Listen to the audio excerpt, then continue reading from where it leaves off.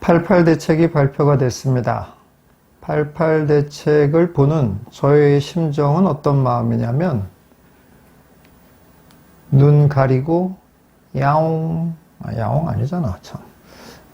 눈 가리고 아웅 하는 것 같은 그런 느낌을 받습니다.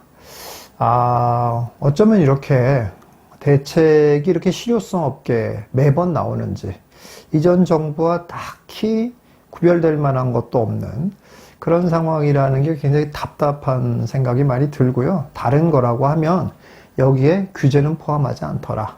요 정도만 다른 정도고 실효성 없는 거라는 것은 거의 다 똑같은 그런 상황입니다. 그래서 그냥 이제 어쨌든 뭔가가 이제 시장이 조금 불안정하다 보니까 뭔가 이제 해결책, 뭔가 하여간 정부는 일하고 있다, 뭐 이런 메시지를 주기 위해서 그냥 나온 게 아닌가 이런 생각까지 들어요. 그래서 조금 내용을 한번 좀 더 자세하게 한번 살펴보도록 하겠습니다. 88 대책에 대한 해설은 유튜브나 뭐 블로그에 굉장히 많이 나와 있으니까 그런 중복되는 얘기는 다 빼고 포인트만 짚도록 하겠습니다. 일단 뭐 내용은 크게 두 가지 얘기예요. 하나는 택지를 더 많이 조성하겠다, 그래서 공급 물량을 늘리겠다라는 거고, 또 하나는 비아파트를 살 때 혜택을 주겠다, 이렇게 두 가지로 크게 요약을 할 수 있습니다. 일단 첫 번째부터 보면 택지를 조성한다라는 것을 그렇게 얘기하고 나서 이제 금방 또 나왔죠. 서울에 있는 그린벨트를 풀겠다, 이런 얘기를 했습니다. 그래서 굉장히 빨리 조성을 하겠다. 그러니까 그 그린벨트 주변에 있는 땅에 대한 문의가 뭐 폭발한다, 뭐 이런 얘기들이 벌써 나오고 있고, 정부는 선제적인 대응을 하기 위해서 그린벨트를 일단 모조리 다 토지거래 허가구역으로 묶겠다, 뭐 이런 얘기를 했습니다. 서울의 그린벨트, 사실 보존 가치가 별로 없는 그린벨트들이잖아요. 이걸 푸는 거라는 그 원칙은 잘하는 거라고 봅니다. 도시에 필요한 토지의 형태로 활용할 수 있도록 만드는 게 맞는 거죠. 사람들이 생각하기에 도시에 이런 택지가 공급이 된다고 하면, 그러면은 이제 정말 사람들이 필요한 곳에 공급을 하는 거니까 정말 공급 문제를 많이 해결할 수 있겠구나 라는 기대감을 또 심어주는 것도 사실이에요. 자, 그런데 현실은 굉장히 많은 문제가 있습니다. 왜 문제가 있냐면, 여러분 3기 신도시를 그럼 왜 이렇게 빨리 못하는 거예요? 3기 신도시도 지정만 해놓고 아직도 공급이 절반도 안 돼 있습니다. 그렇죠? 왜 이건 빨리 못하는 거예요? 그러면 서울에 있는 그린벨트 풀으면 이건 막 빨리 할 수 있을 것 같습니까? 안 됩니다. 그리고 또 더 문제가 뭐냐면, 서울에 있는 그린벨트를 풀잖아요. 그러면은 이거는 더 늦습니다. 공급은 정말로 요원한 일입니다. 거의. 왜 그런 줄 아세요? 이게 합의되는 게 굉장히 어렵습니다. 여러분 그린벨트가 언제 지정됐냐면 1971년도에 지정이 됐습니다. 그럼 벌써 몇 년이에요? 한 50년 정도가 됐습니다. 그러니까 50년 정도 동안 그린벨트라는 곳은 개발이 제한돼 있었던 거예요. 그러니까 옛날에나 그런 일이 가능하기도 했었죠. 요새 같은 데는 어느 날 갑자기 정부가 네 땅은 이렇게만 사용해 라고 얘기한다면 가만히 있을 사람이 없죠. 옛날에나 통하던 얘기였죠. 근데 어쨌든 간에 그렇게 해서 지금까지 거의 50여 년을 끌고 왔던 일이란 말이에요. 이명박 정부가 그린벨트를 한번 해제를 해줬습니다. 그게 12년 전이거든요. 그런데 정작 토지주들의 입장에서는 50년 동안 본인의 권리를 제대로 활용하지 못했고, 50년 동안 어떻게 보면 옆에 땅들은 다 어마어마한 부자가 됐는데 자기만 부자가 못된 이런 거나 마찬가지 상황이에요. 자, 이런데 이제 50년이 지난 지금에 와가지고 땅을 정부가 가져간다고 그러는데 그 값을 얼마를 쳐주겠냐고요. 정부는 당연히 싼 가격에 살려고 그러고, 그 50년 동안 권리를 행사하지 못한 사람은 네, 그러세요. 정부가 큰일 하겠다는데 제가 뭐 선뜻 드리죠 라고 할 가능성이 있겠냐 이거예요. 3기 신도시의 토지주들이 저항하는 것보다 훨씬 강력한 저항이 예상되는 상황입니다. 그러니 이게 그린벨트를 푼다고 해서 이게 공급이 빨리 될 거다라고 생각하는 건 말도 안 되는 생각이다, 이런 얘기예요. 그 수용가에 서로 협의하는 과정에 과연 1, 2년 안에 끝낼 수 있겠냐 이거예요. 그렇기 때문에 그린벨트를 푼다고 얘기해봤자 절대로 빨리 공급할 수 있는 문제가 절대 아니라는 겁니다. 두 번째는 B아파트 살 때 혜택을 주겠다고 그래요. 참 이것도 정말 너무너무 답답한데 제가 지난 영상에도 얘기했는데 왜 자꾸 사라고 그러는지 모르겠어요. 아니 시장에 원하지도 않는데 시장에 수요가 없는데 왜 자꾸 사라고 그러는 거예요? 약간 의심까지 들지 않습니까? 이거 정말 너무 공급업자들, 건축업자들 이거 자꾸 이 사람들만 살려주려고 하는 거 아니야? 라는 의심이 들 수밖에 없는 상황이에요. 왜 자꾸 시장이 원하지도 않는 거를 갖다가 사라고 그러는 거예요? 아니 사는데 혜택만 주면 뭐하냐고. 무슨 이득이 있어야 사는 거 아니에요. 아무리 이득이 없고 까딱하다가는 전세 사기범으로 몰릴 판인데 이걸 누가 사냐고요.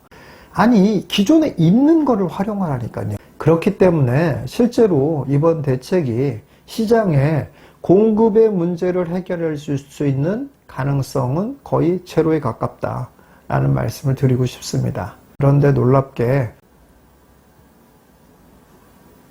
반전이 있습니다. 이 반전이 무려 3가지나 있어요. 첫 번째 반전은 뭐냐면 이렇게 맹탕인 정책이 나왔음에도 불구하고 시장은 조정을 받을 가능성이 높다라는 겁니다. 그러면 분명히 매스컴이나 이런 데서는 또 이렇게 얘기를 할 거예요. 88 대책 효과 드디어 빛을 보나 뭐 이런 식의 기사들이 나올 가능성이 굉장히 높거든요. 그렇지 않습니다. 88 대책의 효과 때문에 시장이 조정받지 않습니다.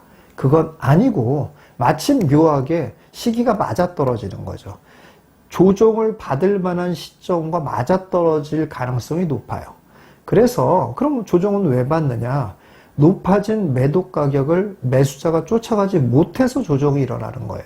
그럴 가능성이 꽤 있거든요. 그래서 이럼에도 불구하고 정책이 별 실효성이 없는 정책이 나왔음에도 불구하고 시장은 일단 당분간 조정을 받을 가능성이 있다라는 반전이 첫 번째고요. 두 번째는 뭐냐면 별로 이번 대책에 대해서 사람들이 잘 신경을 안 쓰고 있는 부분 중에 하나인데요. 재개발, 재건축에 벼뜰 날이 왔다 이겁니다. 지금 재개발, 재건축을 다 별로 좋아하지 않아요. 그렇죠? 왜냐하면 이제 건축비가 상승했고 또 이자가 높아졌었기 때문에 지금 뭐 서울에 있는 웬만한 아파트들이 가격이 많이 올랐죠. 물론 신축을 중심으로. 그런데 재개발, 재건축만 제자리 걸음을 하고 있는 그런 상황입니다. 그런데 이 재개발, 재건축, 물론 그래도 재개발 완전 초기에 있는 물건들을 얘기하는 건 아니에요. 어느 정도 진행되는 그런 재개발, 재건축들이 드디어 벼뜰 날이 왔다 라고 볼만한 상황이 됐다 이런 얘기예요. 왜냐하면 이번 대책을 잘 보면은 기본계획 수립, 정비구역 지정 이거 그냥 다 한 단계로 만들어 버리겠다. 사업시행인가 관리처분인가 이거 한 단계로 만들어 버리겠다. 재개발, 재건축에서 1년이든 2년이든 시간이 단축된다는 거에도 어마어마한 겁니다. 용적률도 또 상향해 주겠다. 임대주택 비율을 낮춰주겠다. 이런 얘기들이 다 나왔습니다. 이건 제가 예전에 재개발, 재건축 기회가 된다라고 얘기할 때도 한 얘기죠. 얼마든지 재개발, 재건축에 대한 사업성을, 그러니까 건축비가 너무 올라가서 재개발, 재건축에 대한 사업성이 떨어진 거를 얼마든지 정부가 커버해 줄 수 있는 방법들이 있다라는 얘기들 했잖아요. 그때 임대주택 비율 완화해주고 용적률만 상향해주고 초과이익 환수제 줄여주고 이러기만 해도 사업성을 많이 확보할 수가 있거든요. 그런 일을 하겠다는 거예요. 근데 이런 게 또 나와도 사람들은 이 전체적인 정책이 자꾸 이제 신규 택지 개발지구 그리고 비아파트 구입 활성화 뭐 이런 쪽으로 막 초점이 맞춰져 있으니까 재개발, 재건축이 이런 얘기가 나왔어도 별로 사람들이 관심을 안 갖는다는 거예요. 그리고 일단 사람들 자체가 지금 재개발, 재건축에 별로 관심을 안 갖고 있으니까. 그런데 사실은 이런 것은 남들이 잘 모르고 있고 관심을 안 가질 때가 기회라고 제가 누차 말씀드리지 않습니까? 이거는 재개발, 재건축에 점점 좋네, 괜찮네 이런 생각이 들도록 만드는 매우 괜찮은 정책입니다. 그러니까 이 부분에 대해서 여러분들이 한번 관심을 가지고 생각해 볼 필요가 있다라는 겁니다. 세 번째는 비아파트를 활성화해 준다라는 얘기를 하면서 기축에 대한 것들이 싹 빠지기는 했는데 그래도 조금 들어간 내용이 뭐냐면은 이미 가지고 있는 것들을 어떻게 혜택해 주겠다는 건 없어요. 옛날처럼 임대사업자의 등록이라도 할 수 있게 해줘야 되는데 그런 것도 싹 빠졌습니다. 그런데 기축이라도 사면, 매수를 하면 혜택을 주겠다고 아주 묘한 얘기가 나왔어요. 근데 요거는 조금 잘 활용할 수 있는 여지는 좀 있어요. 제가 조금 조심스럽게 말하는 거지만 내가 네 거 매수해주고 네가 내 거 매수해주고 이렇게 바꿔주는 거예요. 그러면은 서로 물건을 산 꼴이 되잖아요. 기축을 서로 사는 거잖아요. 물론 당연히 취득세는 들어갑니다. 근데 여기에서도 빌라 같은 거는 살 수가 없어요. 왜냐하면 취득세가 아직 풀려 있지 않기 때문에 서로 이제 사는 과정에서 취득세가 너무 많이 들기 때문에 그거는 어려울 것 같고, 가능성 있는 건 오피스텔만 가능하긴 합니다. 투자성이 있는 아주 극소수의 오피스텔이 있다고 그랬잖아요. 그 극소수의 오피스텔도 지금 뭐 완전히 이제 바닥권을 헤매고 있는데, 이런 애들은 살아날 수 있는 가능성이 있고, 그런 거를 좀 빨리 눈치챈 사람들은 이런 거를 기회로 활용할 수 있는 가능성은 열렸다.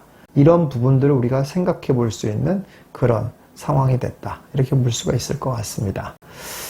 그래서 이번 88 대책에 대해서 이제 한마디로 요약을 하자면은, 실질적으로 시장에 큰 영향을 미칠 만한 상황은 아님에도 불구하고 시장에 약간 영향을 줄 수 있는 결과는 만들어낼 수 있을 가능성이 있고, 그리고 여기에서 사람들이 잘 못 보고 있는 이런 틈새, 반전, 이런 반전을 한번 잘 눈여겨볼 필요가 있겠다라고 말씀드릴 수 있을 것 같습니다. 여러분들 이런 부분들 한번 잘 생각해 보시면서 이런 부분들을 잘 눈치채셔서 보통의 대중들보다 한 발 앞서가시는 여러분들 되시기 바라겠습니다.